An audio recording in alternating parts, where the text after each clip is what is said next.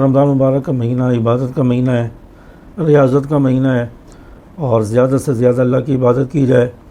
اور حدیث میں آتا ہے کہ رات کے وقت آسمانوں سے صدائیں لگتی ہیں کہ کوئی ہے عبادت کرنے والا، کوئی ہے اللہ سے حاجتیں مانگنے والا، روزی مانگنے والا، اس کی مرادیں، اس کی حاجتیں پوری کی جائیں۔ تو یہ صدائیں لگتی ہیں۔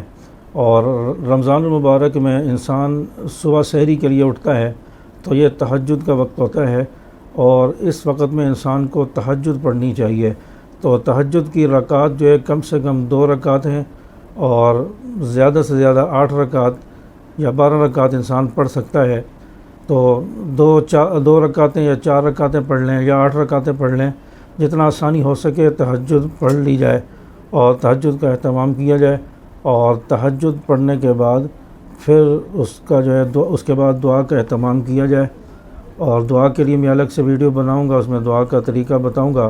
تو تہجد کی نماز یہ ضرور رمضان المبارک میں پڑھیں، اور تہجد کی جو نماز ہے اس کا کوئی الگ سے طریقہ نہیں ہے، وہی طریقہ ہے جو عام نمازوں کا ہے، عام نوافل کا ہے، اور اسی طرح آپ نے تہجد پڑھنی ہے۔ 2 رکعت کی تہجد کی نیت باندھ کے 2 رکعت نماز تہجد واسطے اللہ تعالیٰ کے نیت باندھ لیں، اللہ اکبر کہہ کے، اس کے بعد وہ ثنا پڑھیں گے، سورۃ فاتحہ اور سورت ملائیں گے، اور اپنی رکعت اس طرح پوری کریں گے جیسے عام نمازوں میں ہم پڑھتے ہیں۔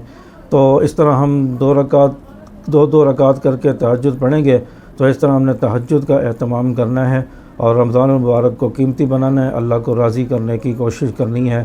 اور تہجد جو ہے یہ صلحاء کا، علماء کا، اور بڑے بڑے اکابر کا، بزرگوں کا طریقہ ہے، اور آپ صلی اللہ علیہ وسلم، صحابہ کرام رضوان اللہ علیہم اجمعین سب تہجد کی نمازیں پڑھا کرتے تھے۔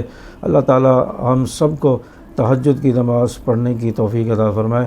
السلام علیکم ورحمۃ اللہ وبرکاتہ۔